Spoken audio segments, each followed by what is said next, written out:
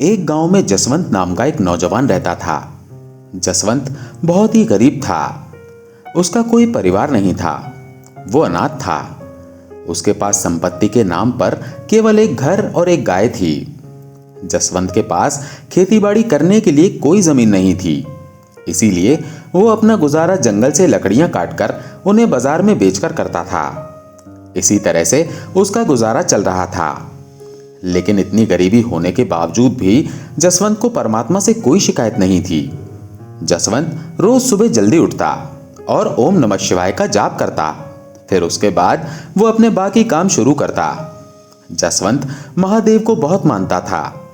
गरीब होने के बावजूद भी वो लोगों की मदद जरूर करता और जितना हो सकता उनकी सेवा भी करता। जसवंत रोज सुबह उठकर जंगल में लकड़ियां काटने के लिए चला जाता और जो भी पैसे उसे लकड़ियों के काटने से मिलते उससे वो अपने घर का राशन ले आता। एक दिन जसवंत लकड़ियां काटने गया। उस दिन उसका काम जल्दी खत्म हो गया। वो लकड़ियों को बेचने के लिए बाजार की तरफ चल दिया। लेकिन उस दिन गर्मी बहुत ज्यादा थी। इसीलिए जसवंत का गला प्यास के कारण सूख गया। उसने आसपास देखा लेकिन उसे कोई नदी या तालाब नहीं दिखाई दिया जहां वो अपनी प्यास बुझा सके। थोड़ी दूर चलने के बाद जसवंत को एक झोपड़ी नजर आई। वो झोपड़ी को देखकर बहुत हैरान हुआ। वो सोचने लगा, इतने भयानक और घने जंगल में यह झोपड़ी किसकी है। फिर जसवंत ने सोचा कि शायद मुझे यहां से पीने के लिए पानी मिल जाए। यह सोचकर जसवंत झोपड़ी के पास गया। झोपड़ी के पास पहुंचकर जसवंत ने आवाज लगाई। जसवंत की आवाज सुनकर एक लड़की झोपड़ी से बाहर आई। उसने जसवंत से पूछा, आप कौन हो और मुझे आवाज क्यों लगा रहे हो। जसवंत ने उससे कहा, मैं एक लकड़हारा हूं और मैं इस जंगल से लकड़ियां काट कर जा रहा था, लेकिन मुझे बहुत तेज प्यास लगी है।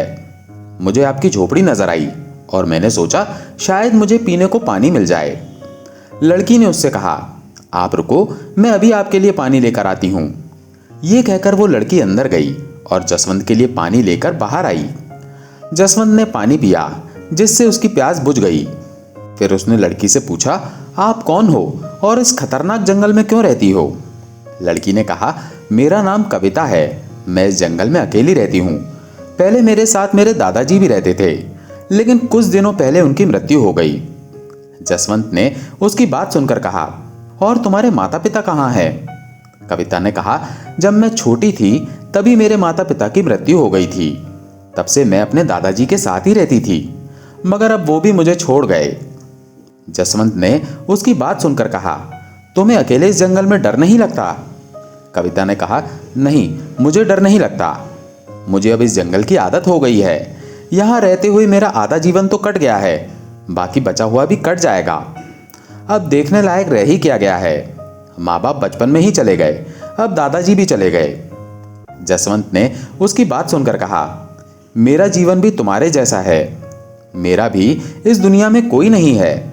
मैं खुद गांव में अकेला रहता हूं और लकड़ियां काटकर उन्हें बेचकर अपना गुजारा करता हूं।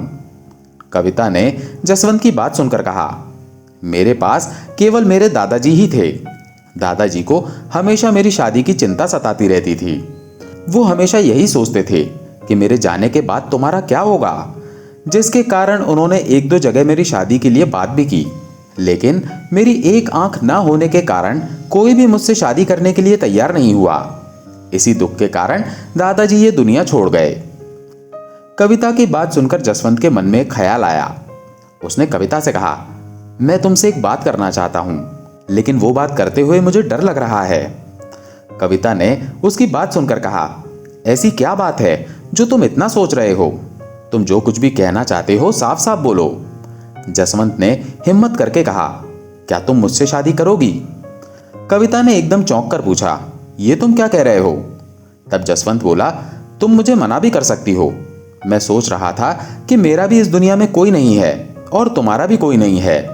हम दोनों ही इस दुनिया में अकेले हैं। परमात्मा के सिवाय हम दोनों का कोई नहीं है। हम दोनों साथ रहकर एक दूसरे के दुख बांट सकते हैं। हम एक दूसरे का सहारा बन सकते हैं। कविता ने उसकी बात सुनकर कहा, लेकिन तुम मुझसे ही शादी क्यों करना चाहते हो। मेरी तो एक आंख भी नहीं है और दूसरी आंख से भी मुझे कम दिखाई देता है। जसवंत ने कहा, मुझे इससे कोई फर्क नहीं पड़ता। तुम सिर्फ ये बताओ कि तुम मुझसे शादी करोगी कि नहीं। कविता ने थोड़ी देर सोचा और फिर शादी के लिए हाँ कर दी। उसके बाद जसवंत और कविता ने मंदिर में जाकर शादी कर ली। फिर उसके बाद जसवंत कविता को लेकर अपने घर आ गया। घर पहुंचकर जसवंत ने कविता से कहा, देखो ये मेरा छोटा सा घर है और यहाँ तुम्हारा स्वागत करने वाला कोई नहीं है, लेकिन तुम ये बात सोचकर दुखी मत होना और आज से ये बात याद रखना कि तुम ही इस घर की मालकिन हो और तुम्हें ही सब कुछ देखना है। जसवंत की शादी की बात पूरे गांव में फैल जाती है। खबर सुनते ही गांव वाले जसवंत के घर आते हैं और उसको आवाज लगाते हैं। जसवंत ने उनकी आवाज सुनकर कविता से कहा, लगता है इनको भी हमारी शादी की खबर लग गई है, इसलिए ये मिलने आए हैं। ये कहकर जसवंत बाहर चला गया। गांव वालों ने जसवंत से कहा, हम तो तुम्हें बहुत भोला भाला समझते थे, लेकिन तुम तो बहुत तेज निकले, अपनी शादी की खबर तक नहीं होने दी। जसवंत ने उनकी बात सुनकर कहा, अरे बाबा, ये सब इतनी जल्दी हुआ कि बताने तक का मौका नहीं मिला, और आपको मैं क्यों नहीं बताता, आप सभी तो मेरे परिवार जैसे हो। तभी एक औरत ने कहा, भैया वो सब तो ठीक है, लेकिन क्या हमें अपनी दुल्हन से नहीं मिलवाओगे। जसवंत ने कहा, क्यों नहीं, अभी बुलाता हूं। ये कहकर जसवंत ने कविता को आवाज लगाई और कहा, देखो बाहर तुमसे मिलने कौन आया है। जब कविता बाहर आई तो गांव वाले उसे देखकर चौंक गए। तभी एक लड़की ने कटाक्ष करते हुए पूछा, जसवंत भैया, इसकी एक आंख किसने फोड़ दी? क्या तुमने शादी से पहले लड़की देखी नहीं थी? और अगर तुम्हें शादी के लिए कोई लड़की नहीं मिल रही थी तो हमें बता देते, हम तुम्हारे लिए कोई अच्छी सी लड़की ढूंढ देते। कविता को चुप देखकर एक औरत बोली, मुझे तो ये अंधी के साथ साथ बहरी भी लगती है। अपनी इतनी बुराई सुनने के बाद भी ये चुपचाप खड़ी है। सभी गांव वाले कविता का मजाक उड़ाने लगे। गांव वालों की बात सुनकर जसवंत को गुस्सा आ गया। उसने कहा, मेरी पत्नी अंधी सही, लेकिन यहां तुम लोगों को किसने बुलाया है? उसकी बात सुनकर एक लड़की ने कहा, हमें किसी ने नहीं बुलाया, वो तो हमें ही शौक चढ़ा था दुल्हन को देखने का, लेकिन तुम्हारी दुल्हन को देखने के बाद पता नहीं हमारा दिन कैसा गुजरेगा।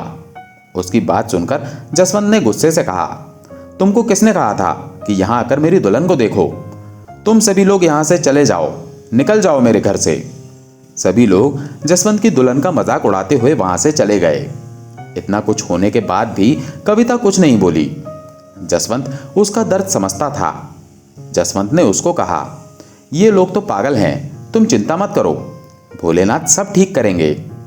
जसवंत की बात सुनकर कविता थोड़ी ठीक हो गई। उसके बाद दोनों का जीवन चलने लगा। जसवंत को रोज सुबह ओम नमः शिवाय जपते हुए देखकर कविता को बहुत अच्छा लगता। वो भी रोज सुबह जल्दी उठ जाती। उसके बाद जसवंत और कविता दोनों ओम नमः शिवाय जपने बैठ जाते। ओम नमः शिवाय का जाप करने से दोनों को बहुत शांति मिलती। इस तरह से उनका जीवन चलने लगा। एक दिन कविता ने जसवंत से कहा, तुम तैयार हो जाओ, तब तक मैं नदी से पानी लेकर आती हूं। ये कहकर कविता पानी लेने चली गई। जब वो नदी पर पानी लेने पहुंची तो नदी पर गांव की कुछ औरतें खड़ी हुई थी, जो कविता को देखकर उसका मजाक उड़ाने लगी और कहने लगी, आज इसको ऐसा सबक सिखाएंगे कि अगली बार ये पानी लेने के बारे में सोचेगी भी नहीं। फिर सभी औरतें आपस में मिलकर उसके अंधेपन का मजाक उड़ाने लगीं। लेकिन कविता ने उनकी बातों का कोई जवाब नहीं दिया और चुपचाप खड़ी उनकी बातें सुनती रही। फिर जब बहुत देर हो गई तो उन औरतों ने कविता को पानी तक भरने नहीं दिया। कविता चुपचाप घर वापस चली गई। जब वो घर पहुंची तो जसवंत ने उसके खाली मटके को देखकर पूछा, तुम तो पानी भरने गई थी, फिर तुम्हारा मटका बिल्कुल खाली क्यों है? तुम पानी भरकर क्यों नहीं लाई? कविता कुछ बोले बिना घर के अंदर चली गई। जसवंत भी उसके पीछे पीछे घर के अंदर आ गया। फिर उसने कविता से पूछा, क्या हुआ? तब कविता ने कहा, जब मैं नदी पर पानी भरने गई तो गांव की औरतों ने वहां भी मेरा मजाक उड़ाया। जसवंत को उसकी बात सुनकर गुस्सा आ गया। वो उनसे लड़ने के लिए जाने लगा, लेकिन कविता ने उसे जाने से रोक दिया। तब जसवंत ने कहा, मैंने तो तुमसे शादी इसलिए की थी कि तुम्हारा जीवन सुखी हो जाएगा, पर मुझे पता नहीं था कि गांव वाले इतने नीचे गिर जाएंगे जो किसी की मजबूरी ना समझते हुए उसका मजाक उड़ाएंगे। कविता ने उसकी बात सुनकर कहा, तुम क्यों परेशान होते हो? इसमें तुम्हारी क्या गलती है? गलती तो मेरे पिछले जन्म के कर्मों की है, जो मुझे ये सब कुछ भोगना पड़ रहा है। जसवंत ने उसकी बात सुनकर कहा, तुम परेशान मत हो, भोलेनाथ सब ठीक करेंगे। उसके बाद जसवंत ने कुछ सोचा और फिर कविता से कहा, अब हम इस गांव में नहीं रहेंगे, हम इस गांव को छोड़ देंगे और शहर में जाकर रहेंगे। वहां मुझे कोई ना कोई काम तो मिल ही जाएगा। कविता ने उसकी बात सुनकर कहा, फिर यहां हमारे घर बार का क्या होगा और हमारी गाय का ख्याल कौन रखेगा? जसवंत ने कहा, तुम उसकी चिंता मत करो, पास वाले गांव में मेरा एक दोस्त है जो अपनी गाय को ले जाएगा। अब तुम ज्यादा मत सोचो, अपने पास जो थोड़ा बहुत सामान है उसको साथ ले लो, फिर हम यहां से चलते हैं। हम आज रात को ही यहां से चलेंगे। रात के समय जसवंत और कविता सिर पर पोटली रखकर गांव से बाहर जाने लगे। तभी अचानक से उन्हें सामने एक महात्मा जी बैठे हुए नजर आए। महात्मा के चेहरे पर बहुत तेज था। जसवंत और कविता ने उन्हें देखकर उनके चरणों में माथा टेका और उनके सामने हाथ जोड़कर बैठ गए। जसवंत ने पूछा, गुरुजी, आप कौन हैं और इस भयानक जंगल में क्या कर रहे हैं? महात्मा ने उनकी बात का कोई जवाब नहीं दिया और उनसे पूछा, तुम दोनों इतनी रात में कहां जा रहे हो? तब जसवंत ने महात्मा को सारी बात बताई। जसवंत की बात सुनकर महात्मा ने कहा, तुम अपने महादेव पर विश्वास रखो और एक दिन यहां मेरे पास रहो, महादेव सब ठीक करेंगे। जसवंत और कविता ने कुछ देर सोचा और फिर दोनों रुकने के लिए तैयार हो गए। जहां पर महात्मा बैठे हुए थे उनके पीछे ही महात्मा की झोपड़ी थी। महात्मा ने उन दोनों को वहां सोने के लिए कहा। तब जसवंत और कविता ने पूछा, लेकिन महात्मा जी, आप कहां सोओगे? महात्मा ने जवाब दिया, तुम मेरी चिंता मत करो, तुम अंदर जाकर सो जाओ और सुबह नित्य नेम करने के बाद मेरे पास आना। महात्मा का आदेश मानकर जसवंत और कविता अंदर सोने के लिए चले गए। सुबह 3 बजे जसवंत और कविता उठे और महादेव का नाम जपने लगे। अपना नित्यनेम पूरा करने के बाद दोनों महात्मा के पास बाहर आए। महात्मा बैठे उनका इंतजार कर रहे थे। दोनों ने महात्मा को प्रणाम किया। महात्मा ने कविता से कहा, बेटा, सामने जो नदी है, तुम भोलेनाथ का नाम लेकर उसमें स्नान करके आओ। कविता महात्मा की बात मानकर नदी के पास चली गई और ओम नमः शिवाय जपती हुई नदी में उतर गई। जब उसने पानी में डुबकी लगाई और उसके बाद बाहर आई तो वो जोर जोर से जसवंत को आवाज देने लगी। जसवंत कविता की बात सुनकर दौड़कर उसके पास पहुंचा। कविता ने खुशी खुशी जसवंत से कहा, देखो, मेरी आंखों की रोशनी वापस आ गई है। जसवंत को उसकी बात पर विश्वास नहीं हुआ, लेकिन जब उसने ध्यान से देखा तो उसे विश्वास हो गया कि कविता ठीक कह रही है। लेकिन इस चमत्कार के बारे में जसवंत और कविता को कुछ समझ में नहीं आया। ये बात जानने के लिए दोनों वापस महात्मा के पास गए।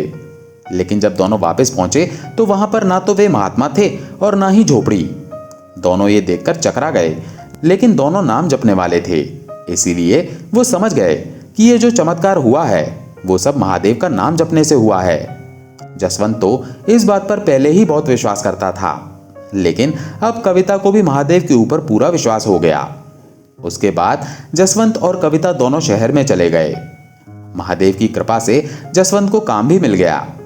जसवंत बहुत ही मेहनती और ईमानदार था, इसीलिए कुछ समय के अंदर ही उसकी गरीबी दूर हो गई। दोस्तों, ये कहानी सिर्फ कहानी नहीं बल्कि हमें बहुत कुछ सिखाती है। ये कहानी हमें ये सिखाती है कि हमें परमात्मा के ऊपर हमेशा विश्वास रखना चाहिए और उसी के अनुसार चलना चाहिए। अगर हम ऐसा करेंगे तो महादेव हमारे घर में कभी कोई चीज की कमी नहीं रहने देंगे। इसीलिए हमें आज से ही महादेव का नाम जपना शुरू कर देना चाहिए। दोस्तों, अगर आपको ये कहानी पसंद आई हो तो वीडियो को लाइक करके कमेंट में ओम नमः शिवाय जरूर लिखें। धन्यवाद।